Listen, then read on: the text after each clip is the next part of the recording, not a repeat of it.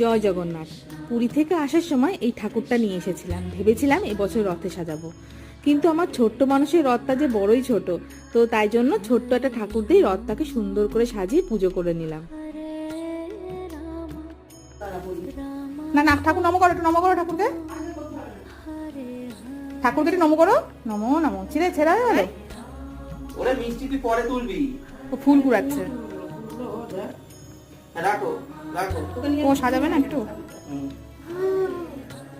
চলো চলো আস্তে আস্তে, অত জোরে আরে আস্তে আস্তে আস্তে, উঠে যাবে। ওরকম করে না, ও ফুল নেবে শুধু। দাঁড়াও।